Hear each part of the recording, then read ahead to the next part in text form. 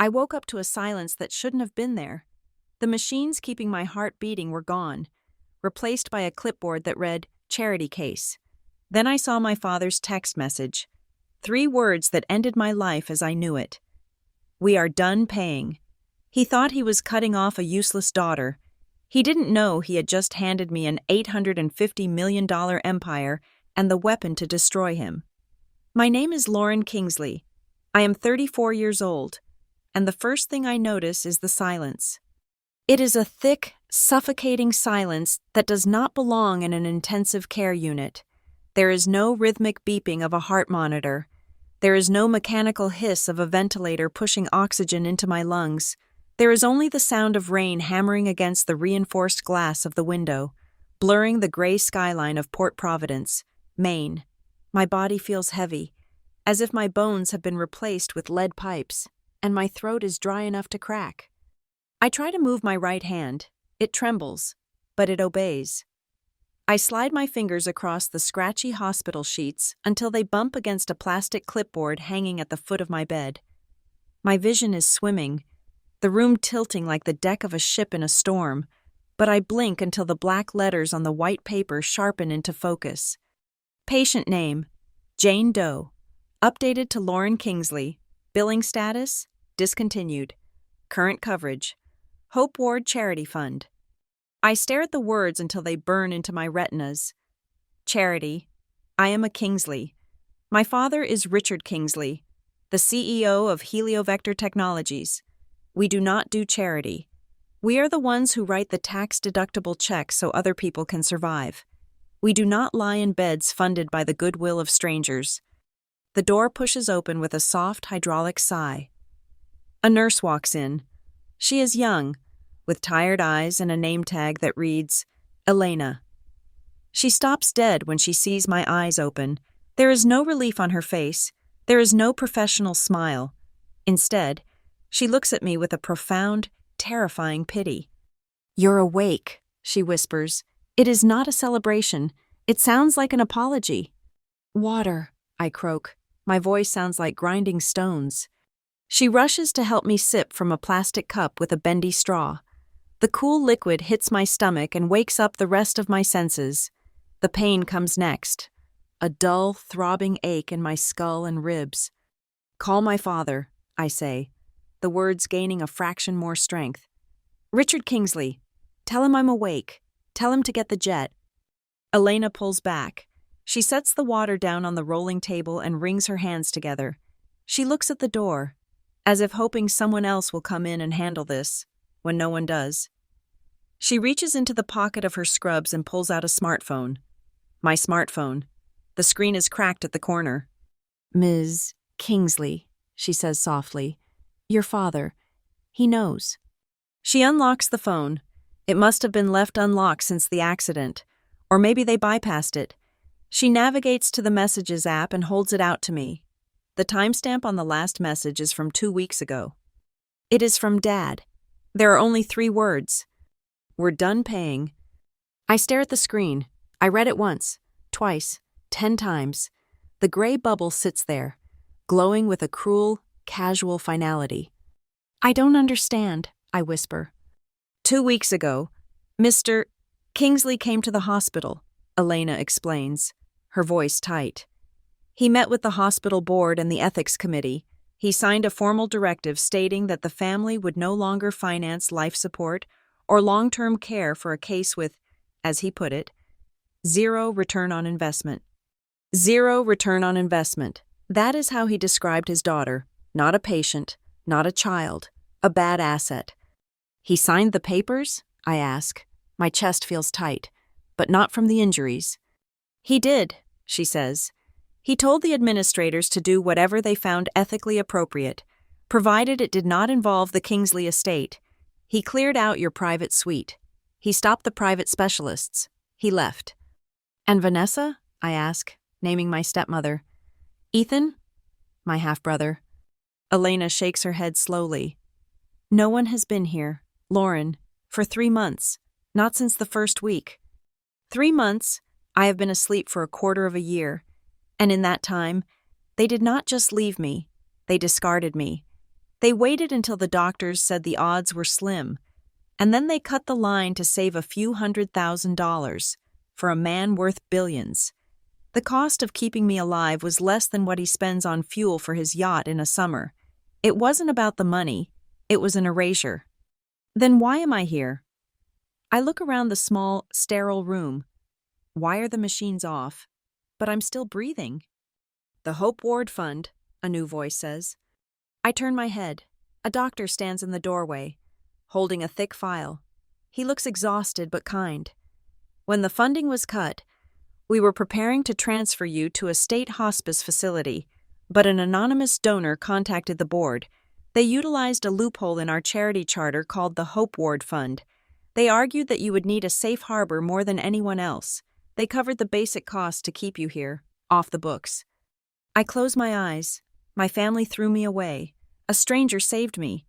You have visitors, the doctor says. He steps aside. Two men walk into the room. The air shifts immediately.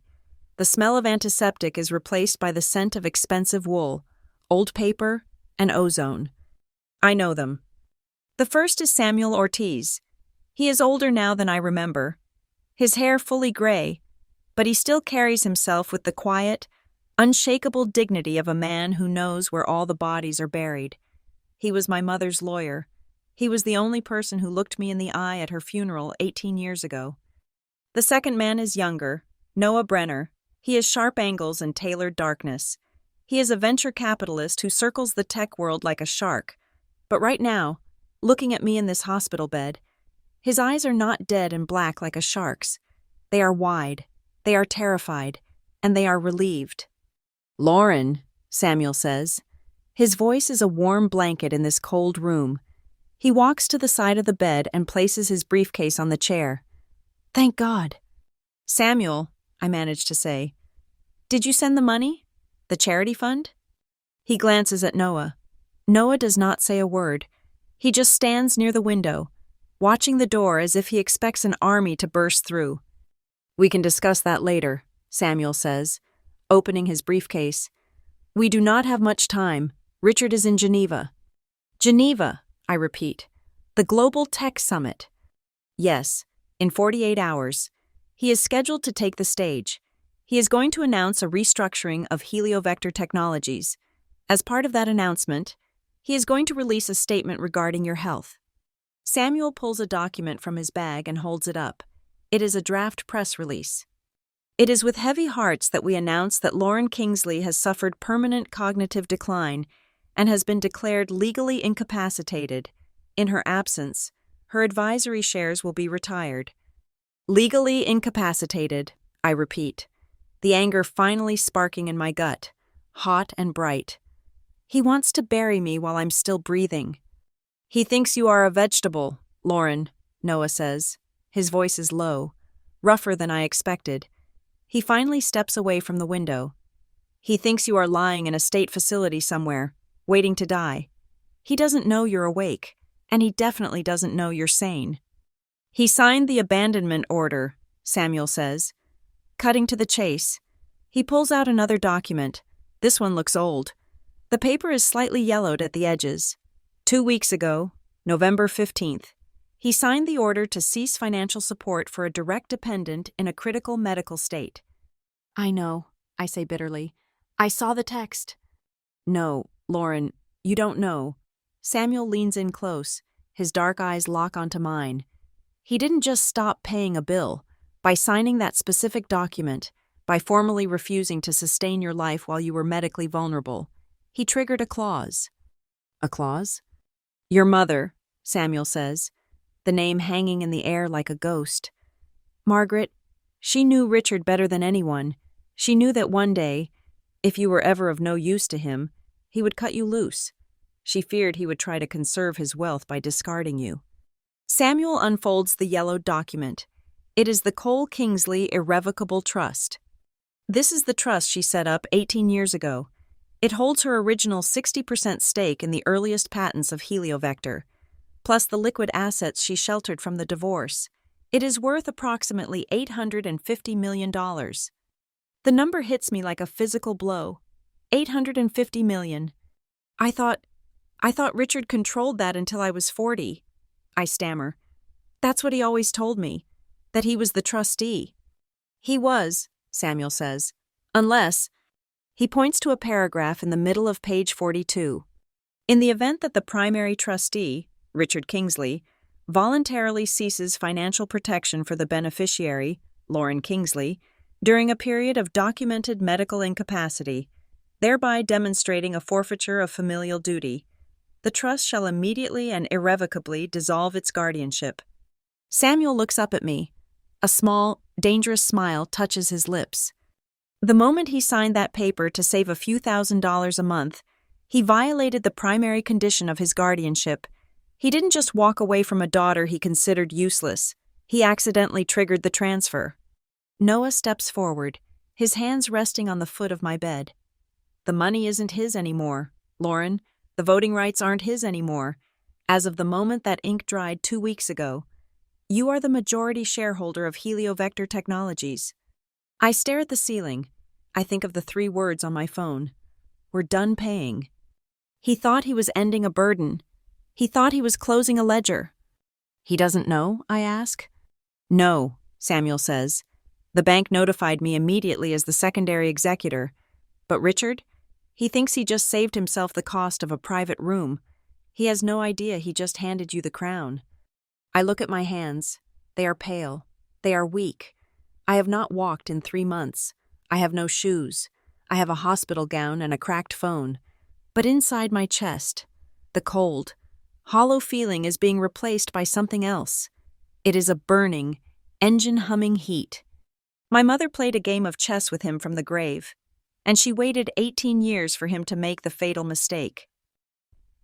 He's going to announce I'm incapacitated in 48 hours, I say softly. Yes, Noah says. If he does that, and if the board ratifies it before we file the claim, it gets messy.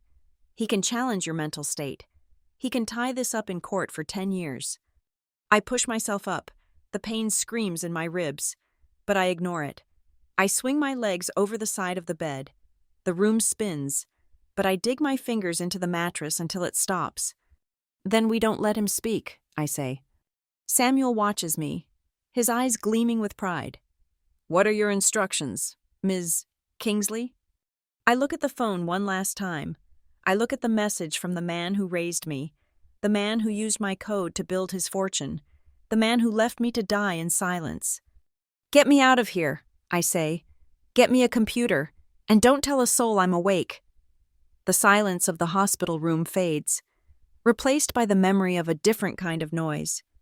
It is the hum of server racks and the smell of ozone and burnt coffee. 18 years ago, I was 16 years old. Standing in a converted warehouse on the edge of the industrial district, it was drafty, the floors were unfinished concrete, and it was the most beautiful place I had ever seen. This was the birthplace of Heliovector, back when it was just 6 people and a dream about autonomous flight. My mother, Dr. Margaret Cole, was the heart of that room. She did not look like a corporate titan. She wore oversized wool sweaters and kept her hair in a messy bun held together by a pencil. But when she sat at her terminal, she was a conductor. She designed the entire data architecture for what would become the industry standard in aerial positioning. She saw the sky not as empty space, but as a grid of mathematical probabilities. My father, Richard, was the face. He was the one in the Italian suits, the one who brought investors into the warehouse and dazzled them with buzzwords. He knew how to shake hands. He knew how to make people feel important, but he did not know a line of code from a grocery list. I remember watching them one night. Mom was explaining the latency issue in the guidance system, her eyes bright with the problem-solving fever. Richard was nodding, checking his watch, already calculating how to spin the delay to the board. He sells the ticket, Lauren, she told me once, catching me watching him. But never forget that we are the ones who build the plane. She died 2 years later, ovarian cancer. It was fast, brutal, and it left a vacuum that Richard filled with terrifying speed. 6 months after the funeral, Vanessa arrived. Vanessa was a former public relations specialist with a smile that never quite reached her eyes and a terrifying talent for revisionist history. She did not just marry my father, she rebranded him. She looked at the company history, saw Margaret Cole's name everywhere, and decided it was clutter. "We need a singular vision," she told Richard over dinner one night. "The market responds to strong, singular leadership, a visionary founder." And just like that, my mother began to vanish. Her bio was scrubbed from the website. Her name was removed from the About Us page. The patents were filed under Helio Vector Collective rather than her specific name. I was the only leftover piece of evidence, and they did not know what to do with me. I had my mother's brain. By the time I was 20, I was coding better than the senior engineers they hired from top tech firms. But Richard and Vanessa had a plan for that, too. They could not fire me. It would look bad to the shareholders to dump the founder's orphan, so they buried me. They created a position for me, internal systems analyst, no executive title, no equity, no voting rights, and they moved me to Lab B12. Lab B12 was in the basement. It was a server farm with a desk shoved in the corner. No windows, just the blinking blue lights of the hard drives and the constant, rhythmic drone of the cooling fans. It was a cage, but it became my kingdom. For 10 years, I lived in that blue light. When the Department of Transportation needed a fail-safe algorithm for their new unmanned surveillance contract, Richard panicked. The team he had hired could not make the drone swarms communicate without crashing into each other. He came down to the basement at 10 o'clock at night, loosened his tie, and asked me to take a look. I did not just take a look. I rewrote the entire collision avoidance protocol. I stayed awake for 72 hours straight, drinking lukewarm energy drinks, my fingers flying across the mechanical keyboard until the code sang. It was elegant. It was perfect. 2 weeks later, I watched the press conference on a small monitor in my basement lab. My half-brother, Ethan, stood on the stage. He was wearing a suit that cost more than my car. He was 25, fresh out of a business degree he barely passed, and he had been named Chief Vision Officer. "We had a breakthrough," Ethan told the reporters, flashing a smile that was a carbon copy of Richard's. "I realized that if we treated the drones like a hive mind rather than individuals, the latency would vanish. It was a long night, but the solution was worth it." He used my words. He claimed my sleepless nights, and the stock price jumped 15%. I sat in the dark, the blue light washing over my face, and said nothing. It became a pattern. The cargo drone logistics solution? Me. The battery efficiency override that saved the Amazon contract? Me. Every time the company hit a wall, Richard would descend to the basement, play the role of the stressed father needing help, and I would fix it. And every time, Ethan would take the bow. They paid me a salary. It was a good salary, objectively, enough to buy a nice apartment I rarely saw, enough to buy clothes I rarely wore, but they never gave me a single share of stock. "It is for your own protection, Lauren," Vanessa would say. That was their greatest weapon, the narrative of my instability. It started slowly. A comment here, a sigh there. They painted a picture of a brilliant but fragile girl, someone who had never recovered from her mother's death, someone who was socially awkward and mentally delicate. "She is happier in the basement," Richard would tell the board members. "She gets overwhelmed by people. It is better to let her focus on the code. Ethan handles the strategy." The lie was so consistent that even I started to question myself on bad days, but the rage kept me focused. Thanksgiving was always the worst. We would gather at the main estate, a sprawling mansion in the Hamptons that Richard bought with the bonus from the first system I designed. The table was always set with silver and crystal. Vanessa would sit at one end, Richard at the other, Ethan and I in the middle. I remember one dinner vividly. It was 3 years ago. I had just finished the cryptographic security layer for a defense contract. I was exhausted, dark circles under my eyes. "You look tired." "Lauren," Vanessa said, slicing into her turkey, "maybe you should take a sabbatical. Go to a retreat, somewhere quiet." "I am fine," I said. The security patch deployed successfully. "Ethan told us about the deal," Vanessa beamed. turning to her son. "Incredible work closing that, sweetie." Ethan didn't even look up from his plate. "Thanks, Mom. It was a grind." I gripped my fork so hard, my knuckles turned white. "I wrote the patch. Ethan, you did not even know the acronym for the encryption standard until I wrote it on a sticky note for you." The table went silent. Richard cleared his throat, a sound like a gavel striking wood. "Lauren," he said, his voice low and warning, "don't start." "I am just stating a fact," I said. "You are being hysterical," Vanessa said, her voice dripping with fake concern. "This is what we talk about, Richard, the delusions of grandeur. It is the stress. Not many girls with your background get the opportunities we have given you. Most families would not keep a charity attachment on the payroll just out of kindness." Charity attachment, that was what she called me. Not a daughter, not an employee, an attachment. Something stuck to the bottom of a shoe. "I built the core product," I whispered. "You typed what you were told to type," Richard said, ending the conversation. "Eat your dinner." I looked at them, the three of them, glowing in the candlelight, eating food bought with my labor, living in a house built on my algorithms, and I realized then that they did not see me as a person. They saw me as a resource, a server in the basement, a ghost in the machine. But they forgot one thing: a ghost sees everything. In those long nights in Lab B12, I wasn't just working for them, I was remembering. I remembered the lessons my mother taught me when Richard wasn't looking. Flashbacks within the flashback hit me like strobe lights. I am 12.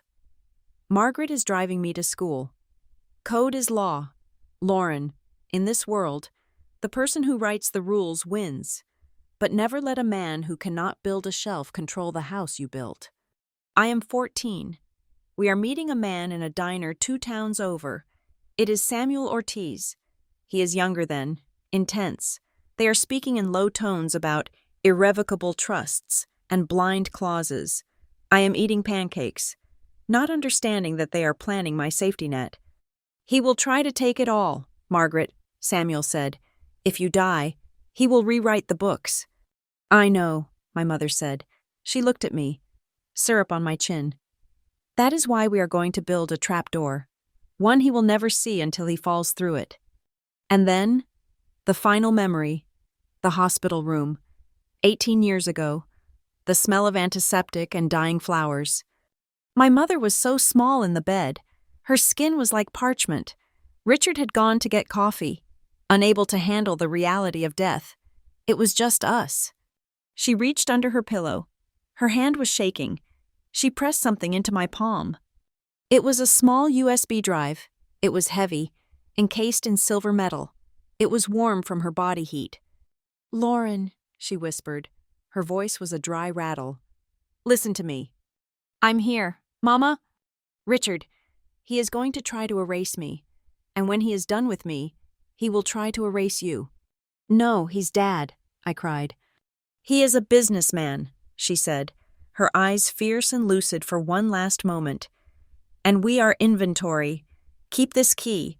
Do not plug it in until you have no other choice. Do not let him find it."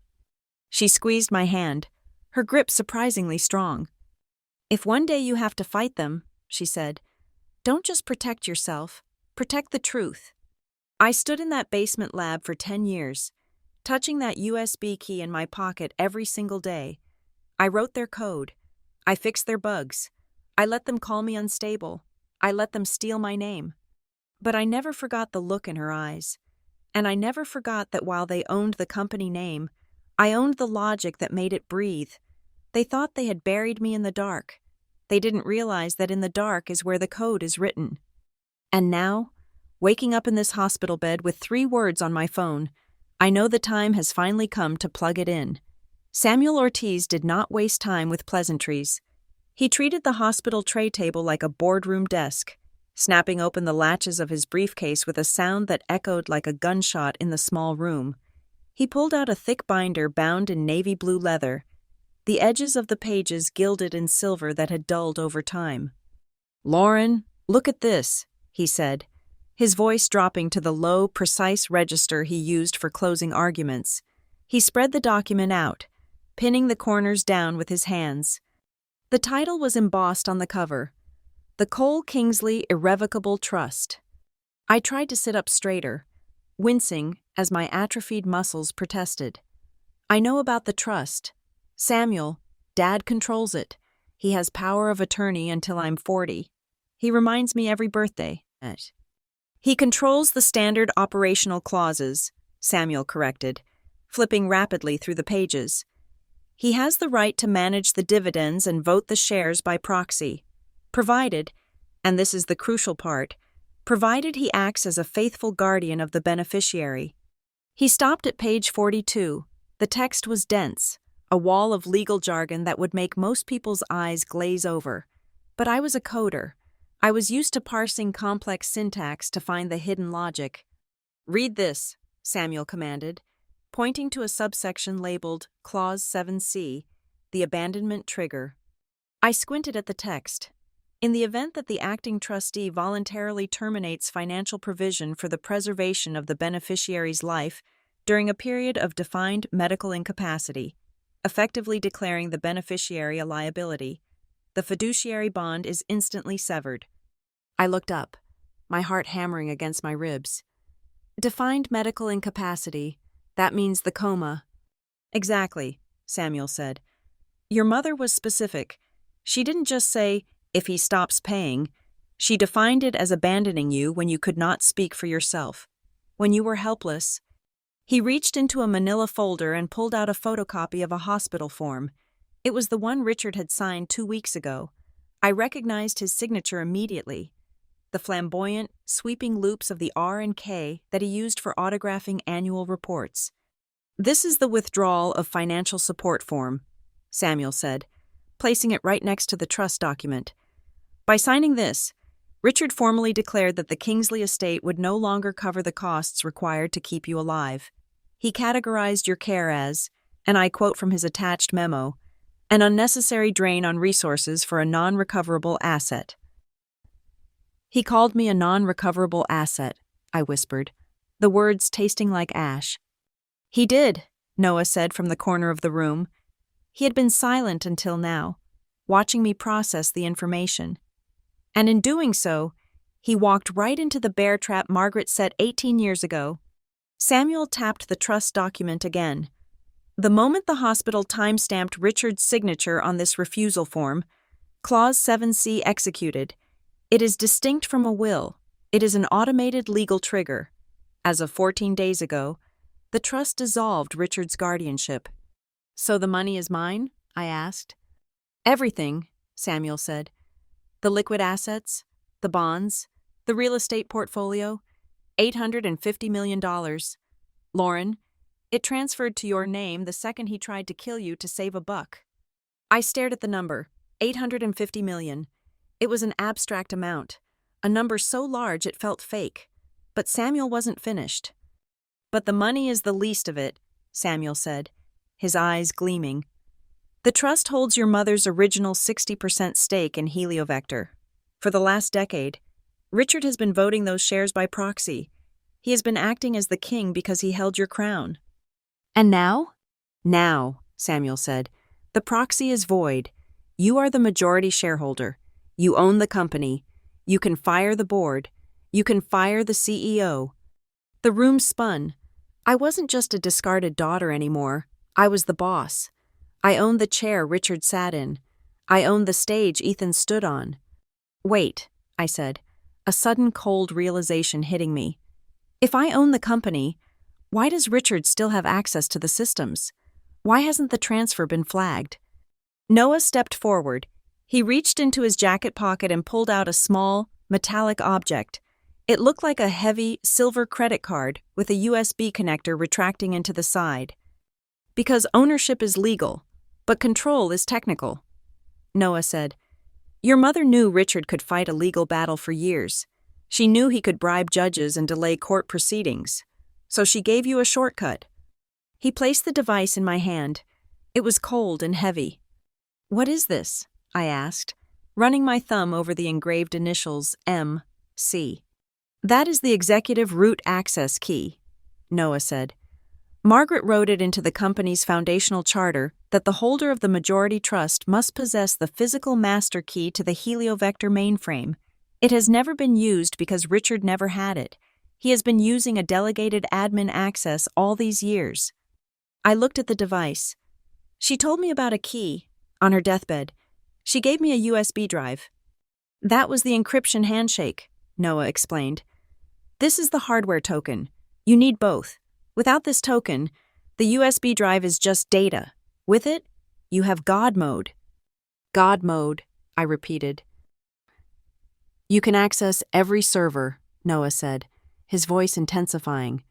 Every email archive, every deleted transaction log, the payroll hidden files, the R&D backups, everything Richard and Vanessa have tried to bury for the last 18 years. It is all accessible with this. I closed my fingers around the cold metal. My mother hadn't just left me money. She had left me a weapon. She had anticipated the exact shape of Richard's cruelty. She knew he would only cut me off when I was weak. So she rigged the system to make me strongest at my weakest moment. Tears pricked my eyes, hot and sharp. I wanted to curl up and weep for the woman who had loved me enough to plan this from the grave. I wanted to take the money and run to an island where no one knew the name Kingsley. I wanted to forget the way Ethan looked at me across the Thanksgiving table, full of unearned arrogance. But then I thought about the code. I thought about the thousands of hours I spent in the windowless basement of Lab B12. I thought about the drone stabilization algorithm I wrote while fighting the flu, only to watch Ethan accept an award for it 3 days later. I thought of Vanessa telling the society pages that I was fragile, while I was holding the company's entire network architecture together with duct tape and genius.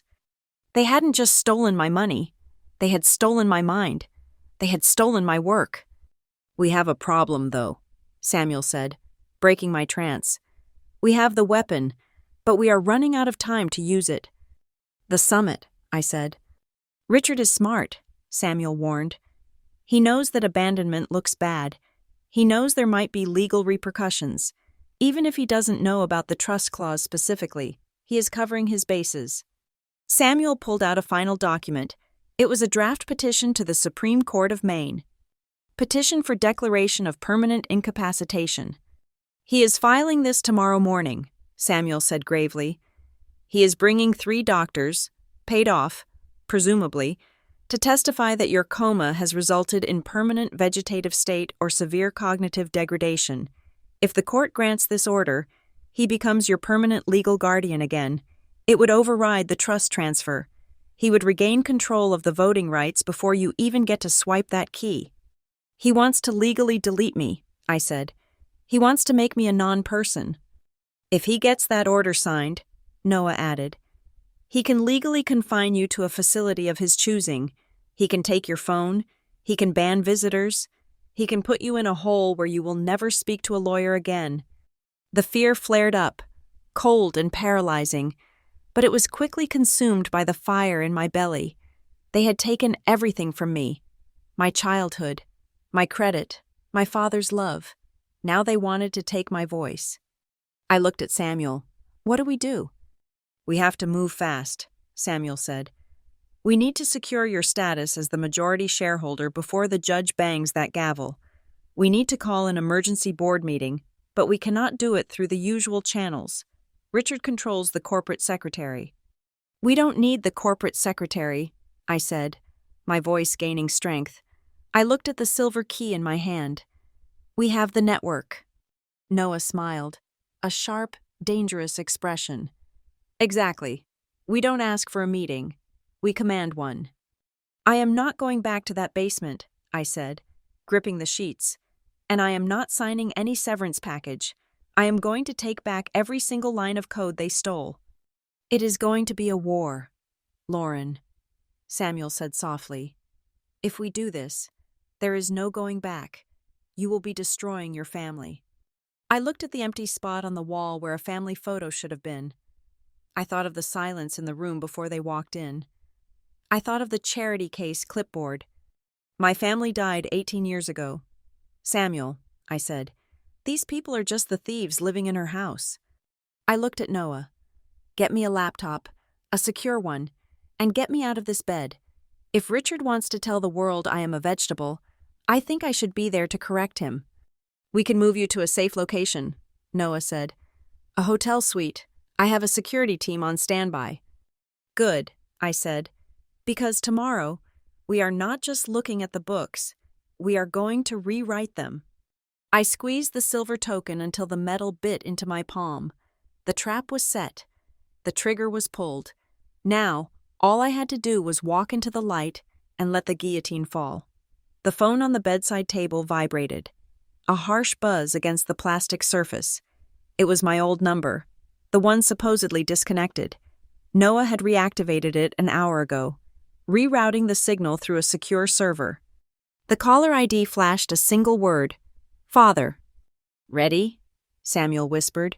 He sat in the corner chair, headphones around his neck, monitoring the recording equipment we had hidden under the pile of medical magazines. I nodded, my throat tight. I pressed answer and put it on speaker. Hello? I said, injecting a tremble into my voice. Dad? Lauren. Richard's voice was crisp, devoid of warmth. There was no thank God you're awake, or how are you feeling, just the flat tone of a CEO addressing a subordinate who had missed a deadline. The hospital administrator called. He said you were conscious. I just woke up, I stammered, leaning into the role of the confused, broken daughter. I'm scared. Dad, where are you? The nurse said no one has been here. I am in Geneva. Lauren, important business, the kind that keeps the roof over your head. He sighed, a sound of profound irritation. Look, we need to handle this efficiently. Are you lucid? Can you hold a pen? A pen? The doctors say your recovery is unlikely to be total. Richard lied smoothly. You have brain damage. Lauren, significant cognitive deficits. It is best if we handle the legalities now before you get confused again. My hand clenched into a fist under the sheet. Brain damage. He was diagnosing me over the phone to fit his narrative. What legalities? I asked, keeping my voice small. I have sent over a document. It is a standard incapacitation waiver. It simply states that you are unable to manage your affairs and grants me permanent conservatorship. It is for your own safety. But I feel okay, I said. I remember everything. I remember the code for the drone project. Do not start with the delusions, Lauren, he snapped. This is exactly what the doctors warned me about. You are paranoid. You have a history of instability. Just like your mother. If you do not sign this, I will have to testify to the board that you are mentally unfit. I will have to show them your college records, the therapy sessions. Do you want that public? No, I whispered. Please don't. Then sign the waiver. I will arrange a small financial package for you. A monthly stipend. Enough for a quiet life in a facility where you can be looked after. But you need to disappear. Lauren, for the good of the company. Disappear? Sometimes you have to cut a limb to save the body. Lauren, you were the limb. You were dragging us down. The line clicked dead. I stared at the phone. The room was silent, save for the hum of the recorder. You got that? I asked Samuel, my voice no longer trembling. Every word, Samuel said, his face grim. Cut a limb to save the body. That is going to play very well in front of a jury. The next morning, the door to my room flew open. It wasn't Richard. It was Vanessa. She swept in like a storm cloud in a Chanel suit, followed by a man carrying a briefcase who looked more like a hitman than a lawyer. She stopped at the foot of my bed, looking me up and down with barely concealed disgust. Well, she said, you look terrible. Hello, Vanessa, I said. She didn't sit. She paced the small room, her heels clicking on the linoleum. Richard is busy saving the company from the PR disaster of your accident. I am here to clean up the mess. The lawyer opened his briefcase and placed a check on my tray table. $200,000. What is this? I asked. Severance, Vanessa said. We are terminating your employment at Heliovector. Effective immediately. This is a generosity. Lauren, Most employees who vanish for 3 months just get fired. I was in a coma, Vanessa. You were absent, she corrected. And frankly, the team has been much more productive without you looking over their shoulders. Ethan has really stepped up. Ethan doesn't know Java from JavaScript, I said flatly. Vanessa's eyes narrowed. Sign the agreement? Lauren, it comes with a non-disclosure agreement. You never speak about the company, you never speak to the press, and you never claim you wrote anything. You take the $200,000, and you go to that rehab center in Vermont. We already booked a bed. And if I don't? Then we release the internal review, she hissed, leaning over the bed. Her perfume was overpowering. Russell and I went through the books. We found irregularities, evidence that you were sabotaging projects. We reallocated your future vesting shares to Ethan as a bonus for fixing your mistakes. Russell, our brilliant CFO, made sure the paper trail is airtight. Based on your medical records, you were clearly not capable of doing the work anyway. I looked at Samuel, who was sitting quietly in the corner, pretending to be a hospital-appointed advocate. He gave a subtle nod. She had just admitted to securities fraud, reallocating shares based on a fabricated medical condition. You gave my shares to Ethan? I asked, feigning shock. But those were in my contract. Contracts are for people who contribute. Lauren, you are just a charity attachment. Sign the check. It is the last dime you will ever get from us. She stormed out, leaving the check on the table. It fluttered in the draft from the door. Ethan arrived 4 hours later. He didn't bring a lawyer. He brought his ego. He sauntered in wearing a hoodie that probably cost more than my first car, looking every bit the tech wunderkind he pretended to be. He sat on the edge of my bed, invading my space. Hey, sis, he said, chewing gum. Rough break. Ethan, I said. He pulled out his phone and tapped the screen. Look, Dad's being a hard ass, and Mom is Mom. But I'm the good guy here. I want to help you out. He turned the screen to me. It showed a pending wire transfer. $10 million. Sign this, he said, pulling a folded document from his back pocket. It is a total release form. You waive all rights to Heliovector, present and future. You admit that you were just a junior analyst with no strategic input. You give me full credit for the drone swarm architecture. You do that, and I hit send. 10 mil. You can live like a queen in wherever people like you go.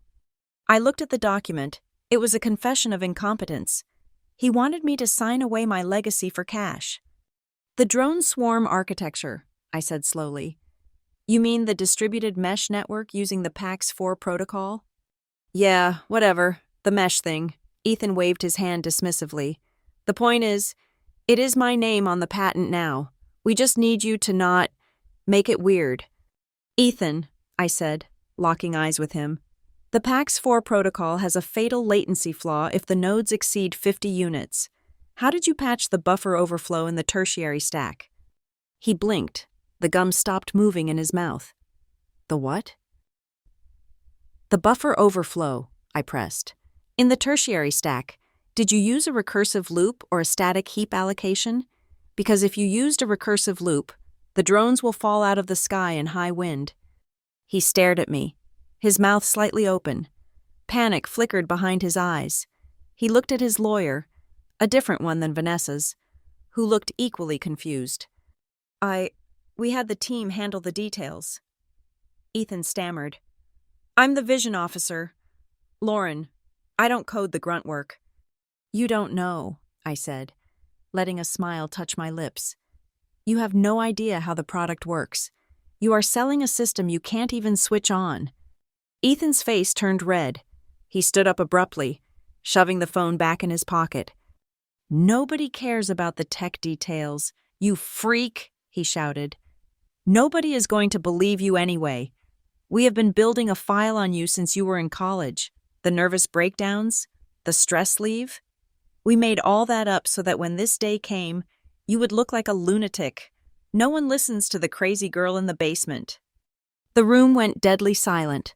Even his lawyer looked uncomfortable. You made it up? I asked softly. Yeah. It is called a narrative, Lauren, and yours is tragic, unstable sister. So take the money, or I will make sure you end up in a psych ward for real." He threw the release form on my chest and marched out. When the door clicked shut, Samuel slowly took off his headphones. He looked pale.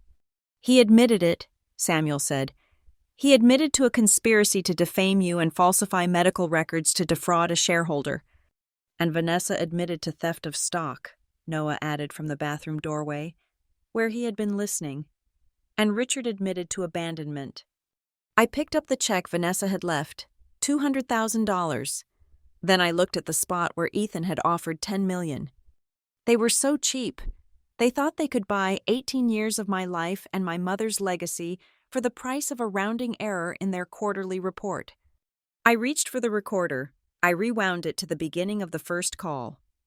Richard's voice filled the room, tinny and cold. "Sometimes you have to cut a limb to save the body. Lauren, you were the limb." I played it again and again. "You were the limb." I felt a cold, hard knot tighten in the center of my chest. It was the last shred of hesitation dying. "Samuel," I said, my voice steady, "prepare the filings. We aren't taking the settlement. We aren't taking the severance." "What are we taking?" Noah asked. I looked at the rain streaking the window, blurring the city lights into streaks of gold and blood red. "We are taking the body," I said. "He wants to cut off a limb? Fine, I'll show him what happens when the limb holds the knife. The Harborline Grand Hotel does not advertise its presidential suite as a command center, but with enough money, you can make it whatever you want." Noah paid for the room in cash, using a shell company that did not trace back to any of us. Within 2 hours of leaving the hospital, we had transformed the living area into a digital fortress.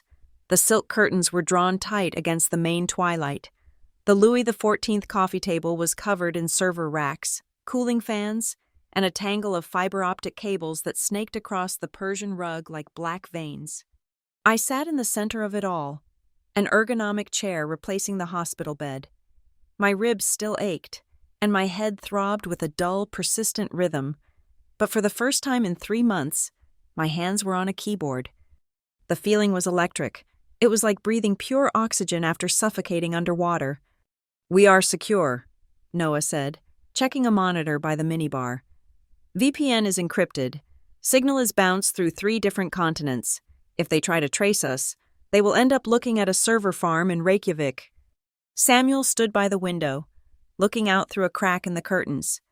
He turned and walked over, placing the small silver device on the desk next to my laptop. "The executive root access key." "Are you ready?" Samuel asked. I picked up the token.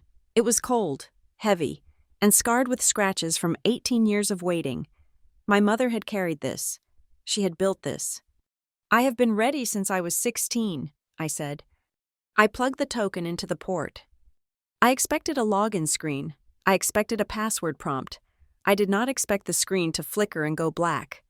For a heartbeat, I thought I had crashed the system. Then, a single line of green text appeared in the center of the void. "System origin detected. Welcome, architect." The interface that loaded was not the slick, blue and white corporate dashboard of HelioVector. It was raw code. It was a command line interface, beautiful in its brutality. This was the skeleton of the company. This was the ghost in the machine. "What is that?" Noah asked, leaning over my shoulder. "This is the basement," I whispered, my fingers flying across the keys. "This is the architecture Mom built before Richard hired the graphic designers to make it look pretty. It sits underneath everything. It sees everything." I typed in a query command: show logs, user, L. Kingsley, range, all. The screen exploded with data. Thousands of lines of text scrolled past. Every keystroke I had ever entered, every file I had ever saved, every time I had logged in at 3 a.m. "Look at this," I said, pointing to a timestamp. "Project Zeus, the Drone Swarm Initiative." I pulled up the commit history. The official company narrative was that Ethan had spearheaded the coding sprint over a weekend in July. The log told the truth. User: L. Kingsley. Date: July 14th. Time: 02:45 a.m. Action: Committed core algorithm. User: L. Kingsley. Date: July 14th. Time: 04 to 12 a.m. Action: Debugged latency protocol. User: E. Kingsley. Date: July 16th. Time: 09:12 a.m. Action: Downloaded file, renamed to Ethan Final V1. He didn't even rewrite it, I said, a laugh bubbling up in my chest that sounded dangerously close to a sob. He just downloaded my file and renamed it. He is so lazy he didn't even change the metadata. We have them on intellectual property theft, Samuel said, scribbling on a notepad. That is proof of authorship. I am just getting started, I said. I navigated away from the code repositories and into the communication servers. The root access key gave me permission to bypass the email encryptions of the executive suite. I typed in 3 names: Richard Kingsley, Vanessa Kingsley, Russell Vance. Russell was the CFO, the man who had helped Vanessa cook the books. I filtered the search by the keyword Lauren. The results were sickening. It was a digital archive of my dehumanization. There was an email from Vanessa to Richard, dated 4 years ago. Subject: The containment strategy. Richard: We cannot let her present the beta to the Department of Defense. She is awkward. She twitches. It ruins the brand image. Keep her in B12. Tell her the security clearance didn't come through. I will have Ethan memorize the specs. There was a reply from Richard. Agreed, but give her a bonus. We need her happy enough to keep typing, just not confident enough to walk up the stairs. I felt the heat rising in my face. They discussed me like I was a piece of malfunctioning hardware. Scroll down, Noah said, his voice hard. What is that attachment? I clicked on a file attached to an email from Vanessa to the board of directors, dated 2 years ago. It was a PDF titled Medical Evaluation, Confidential. I opened it. It was a psychiatric report signed by a Dr. Aris Thorne. Patient: Lauren Kingsley. Diagnosis: early onset schizophrenia with paranoid delusions. Recommendation: patient is unfit for executive responsibility. Suggest limited stress environment and monitored financial access. I have never met a Dr. Aris Thorne, I said, my voice trembling. I have never been diagnosed with schizophrenia. I have never even taken an antipsychotic. It is a forgery, Samuel said, his face darkening with attorney's rage. And they sent this to the board? This is how they justified blocking your promotion. This is actionable defamation and fraud. It gets worse, I said. Look at the date. This was sent 3 days before I asked for a seat on the strategy council. They had this ready. I closed the file before I could punch the screen. I needed to focus. Emotion was a distraction. Data was the weapon. Let's follow the money, I said. I switched to the financial subsystem. This was trickier. The official books were kept on a separate, air-gapped server to prevent hacking, but my mother had anticipated that. Mom built a back door into the ledger, I explained to Noah. She called it the ghost ledger. Every time a number is changed in the official finance system, a mirror copy is recorded here. It captures the edit, the time, and the digital signature of the person who approved it. I pulled up the ghost ledger. It was a simple spreadsheet, stripped of all the accounting noise. Transaction ID 99421. Original entry. Performance bonus. Senior Systems Architect. Unlisted. Amount $12 million. Modification. Transferred to Chief Vision Officer Ethan Kingsley. Authorized by R. Kingsley. Verified by R. Vance. They stole my bonuses, I said. For 6 years, they allocated the budget for a senior architect, that's me, and then manually rerouted the cash to Ethan before it hit payroll. That is embezzlement, Noah said, and tax fraud. If they claimed that money as a performance bonus for Ethan, they falsified the tax records regarding the recipient. There are dozens of these, I said, scrolling down. Stock options, dividends, retainer fees. Every time I finished a project, They cashed a check in my name and deposited it in Ethan's offshore trust. The scale of it was breathtaking. It wasn't just that they hated me. It was that they were parasitic. They needed me to be the host so they could feed. I was shaking. I pushed the keyboard away and covered my face with my hands. The anger was so physical it made me nauseous. I had spent my life thinking I wasn't good enough. I had spent my life thinking I was socially broken, that I belonged in the basement. And the whole time, they were just robbing me blind and laughing about it. "Lauren," Noah said softly. He put a hand on my shoulder. "You got them. This is the end of them." "It is not enough," I whispered. "I don't just want them fired. I want them to feel it. I want them to know what it is like to be erased." I looked back at the screen. The terminal cursor was blinking at the bottom of the page. And then I saw it. A file named "Read Me If Found" text.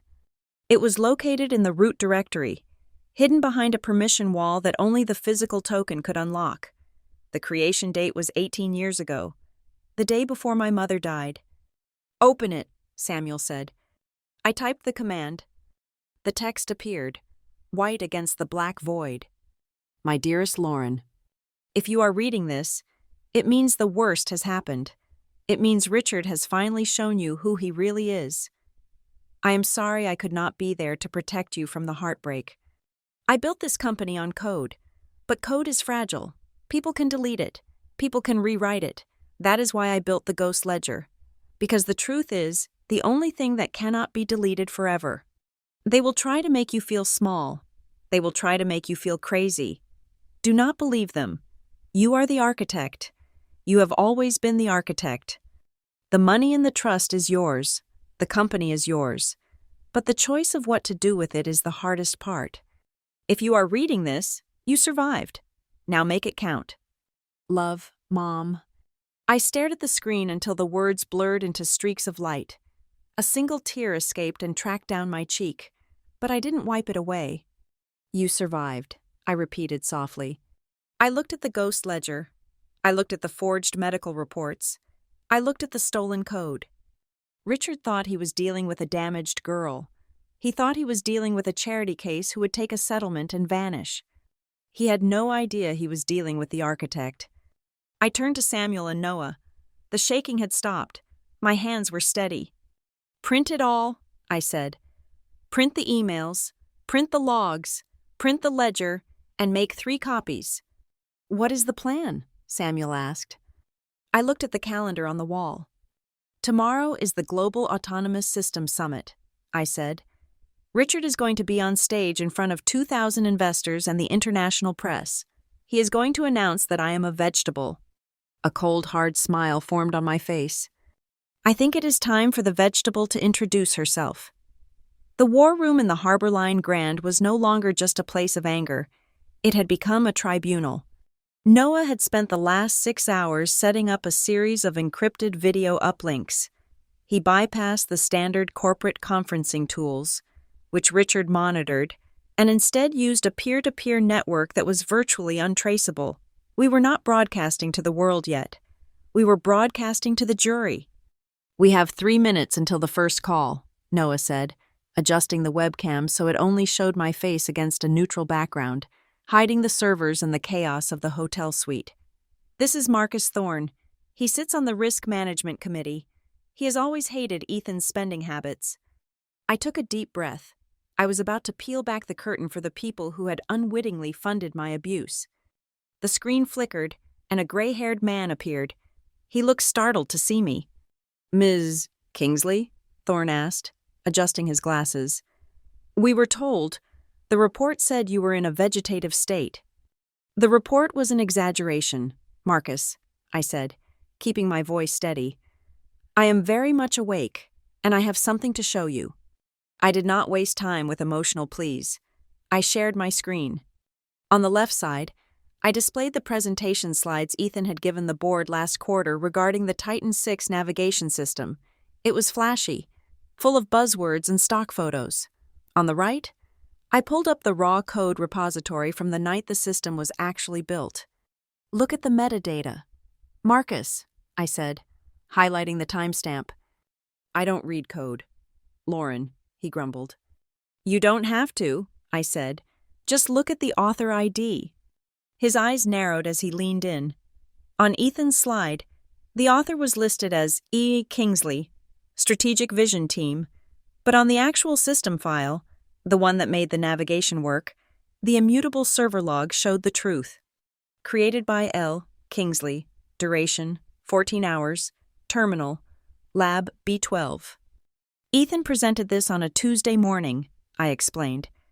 The logs show I finished writing it at 4 a.m. that same day. He didn't build the Titan 6, Marcus. He just memorized the brochure I wrote for him. I watched the realization hit Thorne's face. It wasn't just shock. It was the embarrassment of a man realizing he had been played for a fool. He told us he spent weeks on the architecture, Thorne muttered.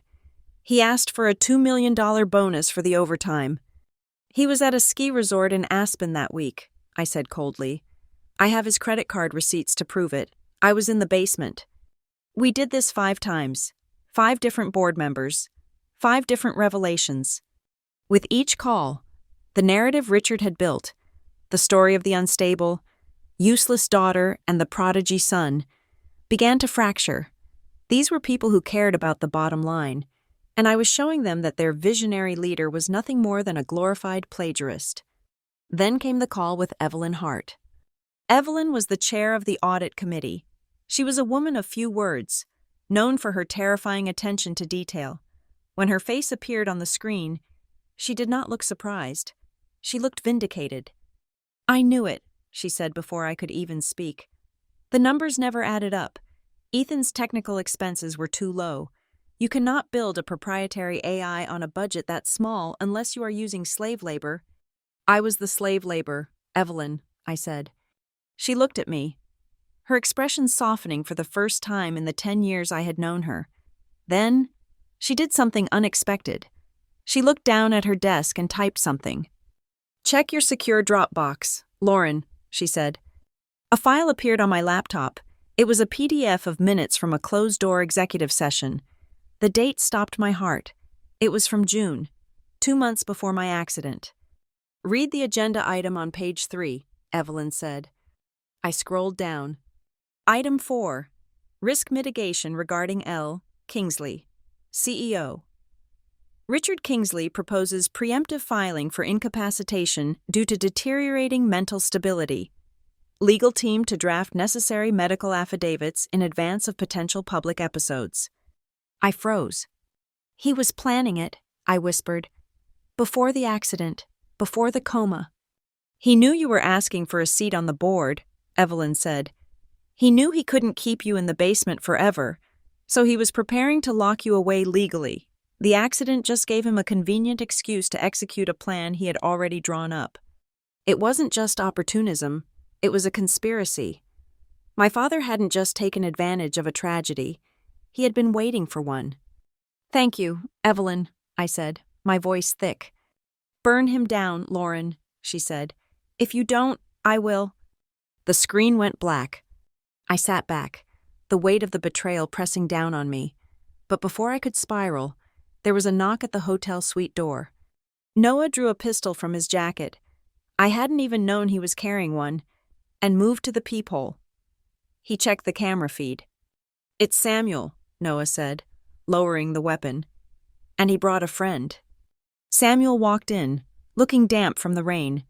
Behind him stood a man I recognized instantly, though I had never spoken more than 2 words to him. It was Glenn Porter, the head of internal security at Heliovector.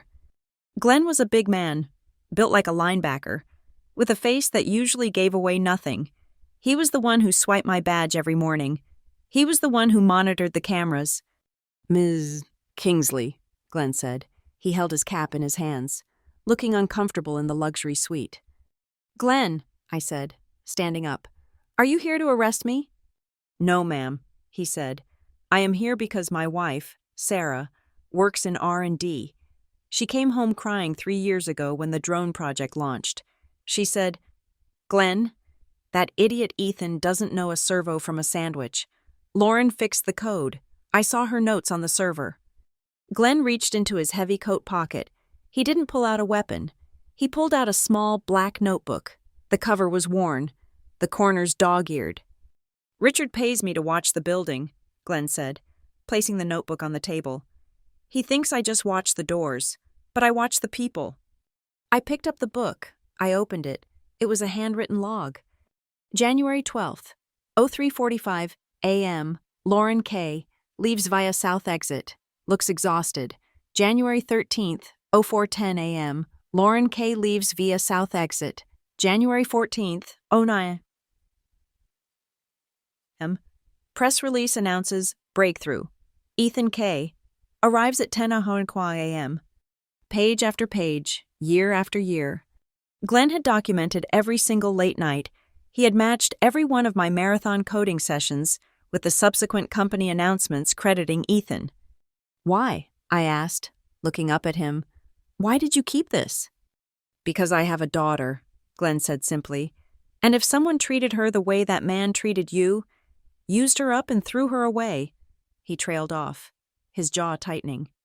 "When I heard they cut your life support, Ms. Kingsley, I called Mr. Ortiz. I told him I have 5 years of physical logs proving you were the only one working when the lights went out." "This is admissible," Samuel said, his voice reverent. "This is independent, third-party corroboration of your labor. It destroys their narrative that you were unstable and unproductive." "I am just a security guard," Glenn said. "But I know who keeps the lights on." I felt a lump in my throat that I couldn't swallow. For 18 years, I thought I was invisible. I thought I was a ghost haunting the basement. But Glenn had seen me. And he wasn't the only one. As we sat there, Noah's laptop chimed. Then it chimed again, and again. "What is happening?" I asked. Noah turned the screen toward me. "Since word got out to a few trusted people that you are awake, the internal channels are leaking." It was an inbox flood. An email from a junior developer. Subject: Proof. Attached was a forwarded email chain where a project manager praised my brilliant patch on the guidance system, followed by a reply from Vanessa instructing them to remove Lauren's name from the final report before sending to the client. Another from a secretary in finance. "I saved the receipts. Richard charged his family vacation to the R&D overhead account while denying your request for a new server." Another from a cleaning lady. Translated by her son. "She says she found you sleeping under your desk on Christmas Eve. She says you are the hardest worker in the building." I scrolled through them. Dozens of people. People I barely knew. People I thought looked right through me. They had been watching. They had been saving scraps of truth, waiting for a moment to use them. My family, my blood family, had discarded me for money. They had called me a charity case. But these people, the guards, the junior coders, the cleaners, they had kept me alive in the only way that mattered. They remembered. I looked at the black notebook in my hands. It felt heavier than the silver root key. The key gave me access to the machines. But this notebook gave me access to something else. It gave me the moral authority to burn Richard's empire to the ground. "We have enough," I said, closing the book. My hands were trembling, not from weakness, but from the sheer, overwhelming force of gratitude. "We don't just have the data, we have the witnesses." "Richard takes the stage at 9 tomorrow morning," Noah said. "He thinks he is going to announce the end of Lauren Kingsley." I stood up, holding Glenn's notebook against my chest like a shield. "Let him try," I said. "He forgot that when you build a house on the backs of other people, eventually, they stand up." The North Shore Crown Hotel smelled of expensive perfume and even more expensive lies. We did not enter through the front doors, where the valet line stretched for 3 blocks and the paparazzi were fighting for angles on the red carpet. We came in through the loading dock, slipping past crates of champagne and towers of hors d'oeuvres that cost more than my first year's salary. I was still weak. My legs felt like they were made of glass, trembling with every step on the greasy concrete of the service corridor. Noah walked on my left, his body acting as a shield, while Samuel walked on my right, clutching a thick red legal folder against his chest like it was a holy text. That folder held the nuclear codes, the Cole Kingsley Trust documents, the server logs proving 18 years of intellectual theft, the audio recording of Richard calling me a limb to be cut off, and the ghost ledger. "We are 2 minutes out," Noah said, checking his watch. "The keynote starts at 9 sharp." "Can you make it?" Samuel asked, looking at me with concern. I was pale, sweating in the blazer Noah had bought for me an hour ago. It was sharp, black, and armored. It looked like something a CEO would wear, not a patient. "I didn't come this far to faint in a kitchen," I said, forcing my spine to straighten. "Get me to the stage." We turned a corner near the banquet prep area, aiming for the technical lift that would take us to the backstage wings of the grand ballroom. Suddenly, a shadow blocked our path. Glenn Porter stood there. He was wearing his full security detail uniform, an earpiece coiled in his ear, his arms crossed over his massive chest. He looked like a wall of granite. Behind him stood 2 other guards, men I did not recognize, their hands hovering near their belts. My heart hammered against my ribs. Richard had been thorough. "Ms. Kingsley," Glenn said. His voice was flat, echoing off the tiled walls. "Glenn," I said, stopping. "Please move." He tapped his earpiece. I could hear a tinny voice buzzing on the other end. It was Richard's chief of staff.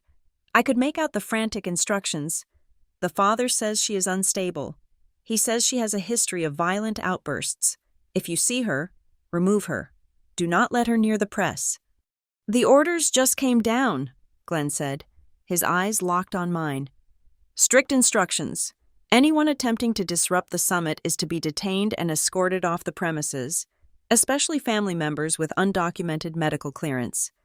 Noah stepped forward, his hand moving toward his jacket, but I put a hand on his arm to stop him.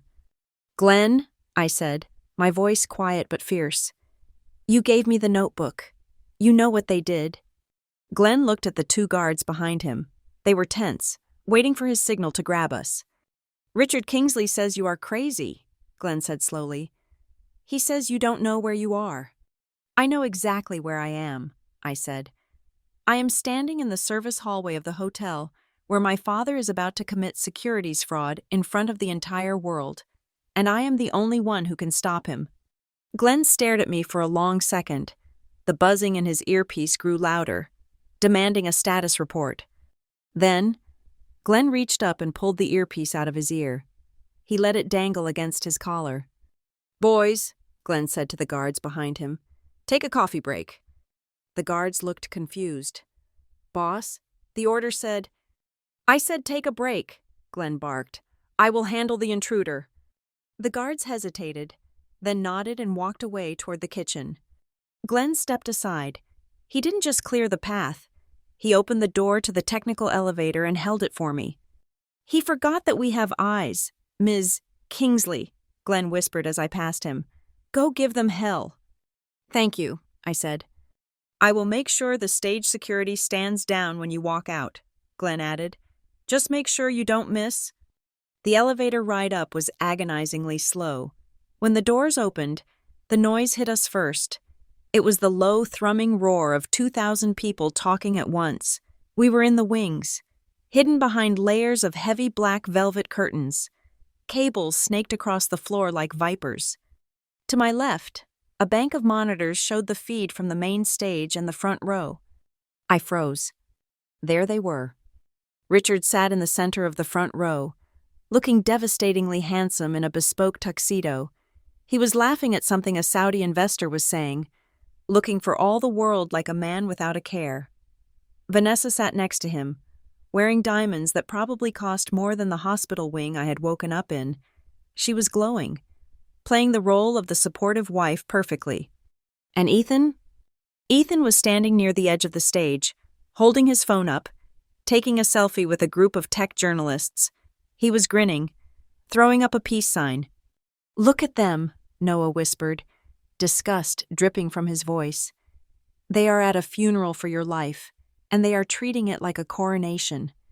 On the massive screen above the stage, a pre-roll video was playing. It was a montage of Heliovector's achievements. Dramatic music played over footage of drones soaring through clouds. Then, the text appeared on the screen. The new era. Leadership. Vision. Legacy. Legacy. The word made my blood boil. They were stealing my mother's legacy and handing it to a boy who took selfies while I was in a coma.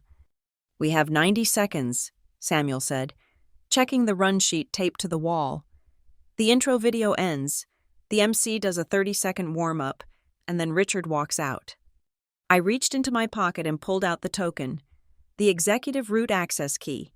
It was an override card, designed by my mother to physically hijack the presentation system in case of a hostile takeover.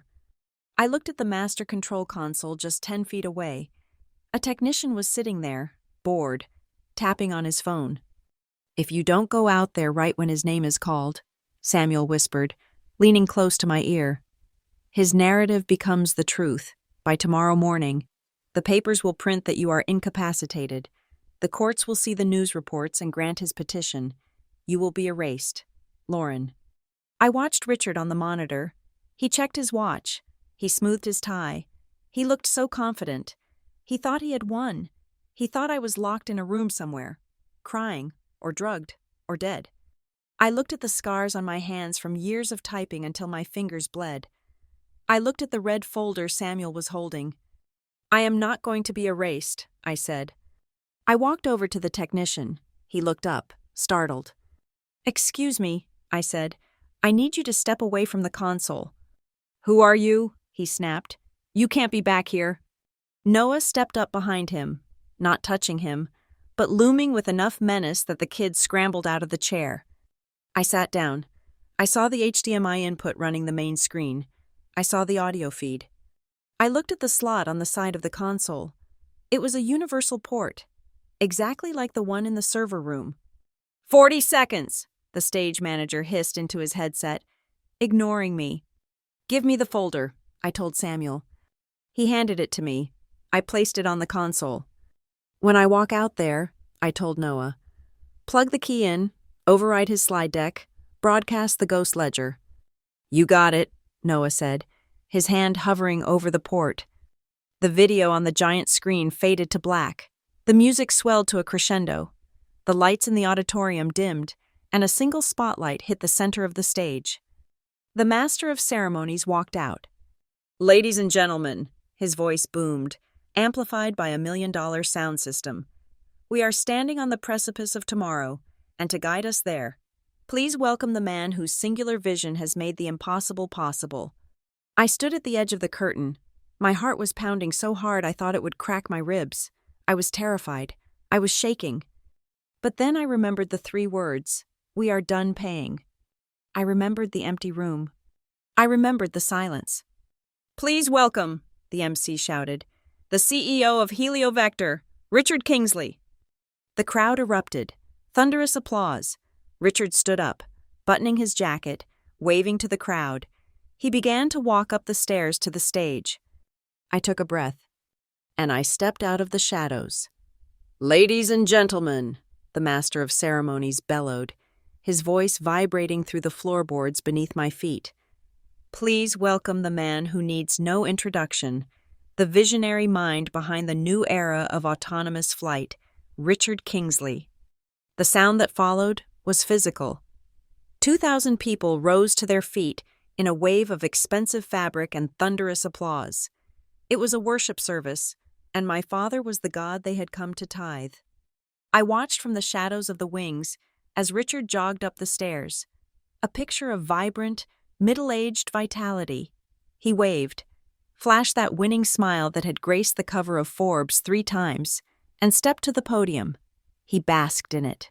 He closed his eyes for a second, soaking in the adoration, believing he was untouchable. I took a breath that burned my lungs. "Go," Noah whispered into his headset behind me.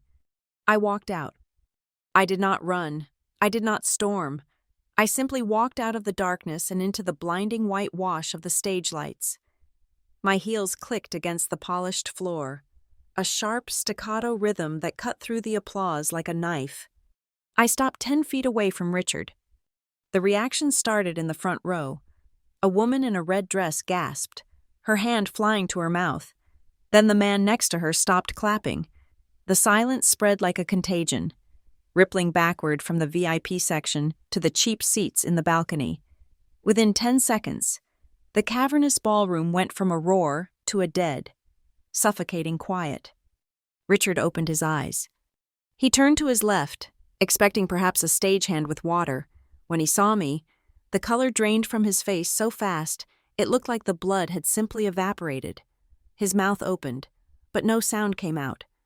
On the massive 60-foot screen behind us, the camera feed switched automatically to a wide shot. It captured the tableau perfectly. The golden CEO, frozen in terror, and the daughter he had declared a vegetable, standing upright in a black blazer, looking very much alive. I looked down at the front row. Vanessa was clutching the arms of her chair so hard her knuckles were white. Her perfect foundation could not hide the gray pallor of shock. Next to her, Ethan looked like he was going to vomit. He shrank back in his seat, terrified, his eyes darting toward the exit signs. "Lauren," Richard finally choked out. The microphone picked it up, amplifying the tremble in his voice to the entire room. He recovered quickly. His survival instinct was a terrifying thing. He stepped away from the podium, moving toward me with a fake, concerned expression, his hands raised as if approaching a wild animal. "Ladies and gentlemen," Richard said, his voice dropping to a tragic, sympathetic register. Please forgive this interruption. My daughter, she has been very unwell. I am so sorry you have to see this." He lunged for my arm, his grip bruising. "Security," he hissed, turning his head away from the mic. "Get her off the stage. Now. She is having an episode." 2 uniformed guards started to move from the side of the stage. I did not flinch. I reached into my pocket and pulled out the executive route access key, the silver token my mother had made. I held it up. "Stand down," I said. My voice wasn't amplified yet, but the guards froze. They recognized the token. More importantly, they saw Glenn Porter standing in the wings, arms crossed, shaking his head. Richard pulled harder. "She is delusional. She escaped from her care facility. Someone get a doctor." I yanked my arm free. The violence of the motion made the audience gasp. I walked past him, straight to the podium, and grabbed the second microphone. "I am not delusional, Richard," I said. My voice boomed through the speakers, crisp and clear. And I did not escape. I looked out at the sea of faces, 2,000 investors, journalists, and competitors. They were staring at me with morbid fascination. "My name is Lauren Kingsley," I said. "According to the press release my father issued this morning, I am currently in a persistent vegetative state, permanently incapacitated due to a tragic accident. I am supposed to be a tragedy he can mention in his biography to make him seem more human." Richard tried to grab the mic from my hand. "Cut the sound. Cut the feed." "If you cut the feed," I said, turning to look him dead in the eye, "I will scream the truth so loud they will hear it in the parking lot. Do you really want to do this physically, Dad?" He hesitated. In that split second of hesitation, he lost. "Noah, the slide," I commanded. Behind us, the giant screen flickered. The sleek New Era logo vanished. In its place, a stark, high-resolution scan of a legal document appeared. It was old, typed on a typewriter, dated 30 years ago. "This is the article of incorporation for Heliovector Technologies," I said, pointing at the screen. "You all know the story Richard tells, the garage genius, the lone wolf, the singular founder." I walked closer to the screen. "Read the names." A murmur went through the crowd as 2,000 pairs of eyes focused on the signature line. Founding partner, Richard Kingsley, 40%. Founding partner, Dr. Margaret Cole, 60%. "Margaret Cole," I said, letting the name hang in the air. "My mother, the woman who wrote the original source code for the guidance systems you use today. The woman whose name has been scrubbed from every brochure, every website, and every speech my father has given for the last 18 years. "This is ancient history," Richard shouted, trying to laugh it off, though sweat was beading on his forehead.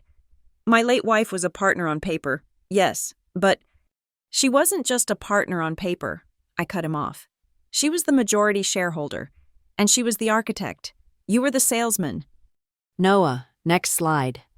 The screen changed again. This time, it showed the scan of the hospital document Richard had signed 2 weeks ago, the withdrawal of financial support form.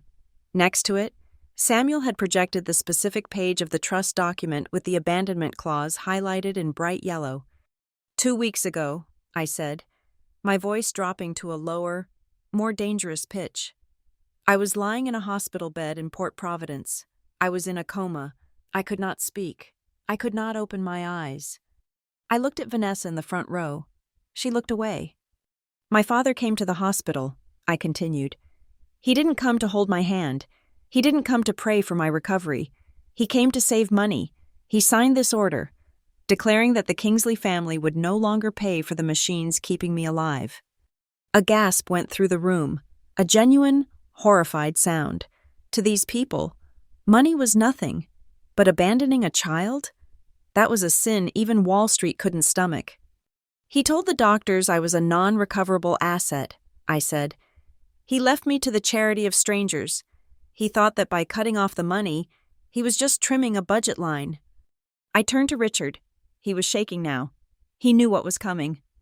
But you forgot something, Dad, I said. You forgot what Mom wrote in the trust. I turned back to the audience. My mother knew this day would come. She knew that eventually, Richard would value his money more than his daughter, so she wrote a clause, a trapdoor. I pointed to the highlighted text on the giant screen. In the event of abandonment during medical incapacity, all assets and voting rights held in trust shall immediately transfer to the beneficiary. When you signed that paper to save yourself a few $1,000s, I said, looking at Richard, you triggered the clause. You didn't just walk away from a daughter you thought was broken. I took a step closer to him until I could smell the fear on him. You accidentally handed me $850 million. The crowd erupted into whispers. People were standing up to get a better look. Phones were filming. And you didn't just give me the money, I added, raising the silver token again. You gave me this, the executive root access key. For the last 24 hours, while you were rehearsing this speech, I have been inside the system. I looked at Ethan. He was weeping now, his head in his hands. I have the emails, I said. I have the logs. I have the proof that for 10 years, I wrote the code that you put Ethan's name on. I have the proof that you forged medical records to keep me out of the boardroom. And I have the proof that you have been embezzling from the shareholders to pay for your lifestyle. I turned back to the audience. I felt powerful. I felt terrifying. I felt like the justice my mother had been waiting for. My family abandoned me in a coma, I said, my voice ringing with finality. They thought I was dead, but I was just rebooting. I looked at the beautiful, horrified faces in the front row. And now, I said, we are going to audit the books. That is a lie, Richard screamed, his voice cracking under the strain. He lunged toward the screen, as if he could physically claw the digital image of the trust document out of existence. That is a forgery. She hacked the system. She manipulated the pixels. Security, get her out of here before she damages the brand any further. The crowd wavered. For a moment, the sheer force of his denial created a vacuum of doubt. He was Richard Kingsley, the titan of industry. I was the girl who had just walked out of the shadows. He says it is a forgery, I said calmly into the microphone. I did not look at him. I looked at the CFO, Russell Vance, who was sitting in the third row, looking like he was trying to shrink into a subatomic particle. Noah, show them the ghost ledger. The screen shifted instantly. The scan of the trust document vanished, replaced by a complex spreadsheet grid. It was the raw data from the hidden financial server my mother had built. This is what we call the ghost ledger, I explained to the hushed room. It records every transaction that the official books delete, and unlike the public records, this one captures the biometric signature of the person authorizing the funds. I pointed to a highlighted row at the top. Transaction ID 4492, transfer of $12 million from the Research and Development Allocation Fund To an offshore shell company in the Cayman Islands registered to Ethan Kingsley. Ethan let out a strangled sob in the front row.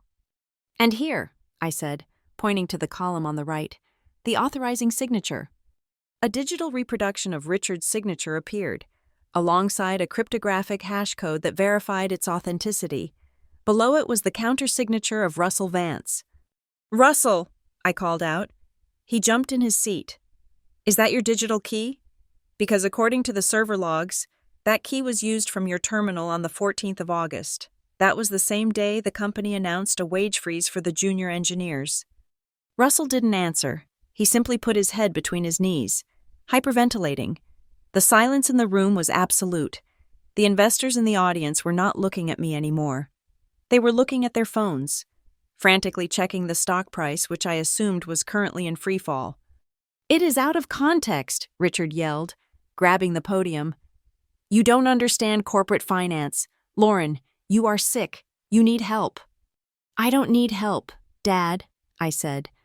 "I need you to be quiet, because I have one more thing to play." I nodded to the sound technician, who was now ignoring Richard's frantic hand signals to cut the feed. The speakers crackled.